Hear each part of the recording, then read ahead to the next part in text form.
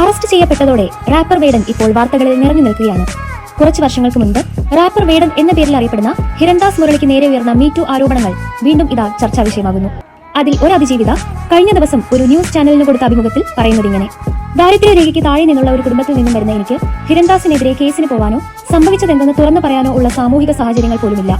2021 മറ്റ് അതിജീവിതകൾ മീറ്റു പോസ്റ്റിടാൻ മുന്നോട്ട് വന്നപ്പോൾ പോലും എന്റെ ശരീരത്തിൽ അനുഭവിക്കേണ്ടി വന്ന വേദന, അതിന്റെ ആഘാതം എന്നിവ എനിക്ക് മനസ്സിലാക്കാൻ വീണ്ടും സമയമെടുത്തു.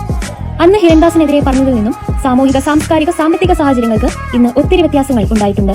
ഇന്ന് വേടനുള്ള കൾച്ചറൽ ക്യാപിറ്റൽ വളരെ വലുതാണ്. നിങ്ങൾ ജീവിച്ചിരിക്കുന്നുണ്ടോ? നിങ്ങളോട് മാപ്പ് പറഞ്ഞതല്ലേ? നിങ്ങൾ നിങ്ങളുടെ ജീവിതത്തിലേക്ക് വീണ്ടും മടങ്ങിയല്ലോ എന്നൊക്കെ സാമൂഹിക മാധ്യമങ്ങളിൽ കൂടി ചോദ്യമായി എത്തുന്ന സ്ത്രീപക്ഷവാദി എന്ന് സ്വയം പറയുന്നവർ യഥാർത്ഥത്തിൽ ആ ആശയത്തെ, അതിന്റെ സത്തയെ അപമാനിക്കുന്ന തരത്തിലാണ് ഇടപെടുന്നത്. കാര്യങ്ങളിൽ വ്യക്തതയില്ലാത്തത് കൊണ്ടാണോ അവർക്ക് ഇങ്ങനെ ഒരു നിലപാട് എടുക്കേണ്ടി വരുന്നതെന്ന സംശയവും എനിക്കുണ്ട്.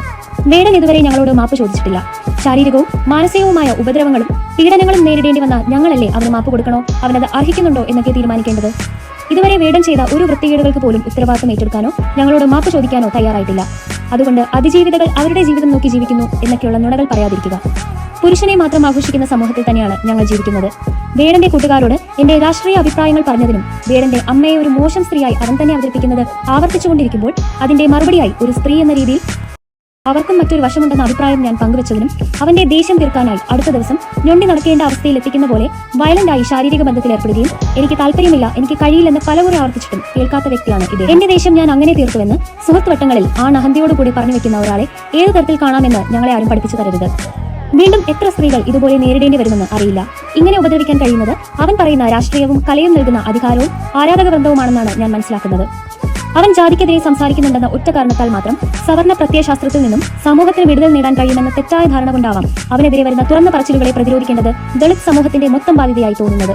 ദളിത് സ്ത്രീയെ ഉൾപ്പെടെ ഉപദ്രവിച്ച ഹിരൺദാസിനെ സംരക്ഷിക്കാനുള്ള മനോഭാവം ദളിത് സമുദായത്തിൽ ഉൾപ്പെടുന്ന സ്ത്രീകളെ വീണ്ടും അടിച്ചമർത്തുന്ന തരത്തിലുള്ളതാണ്.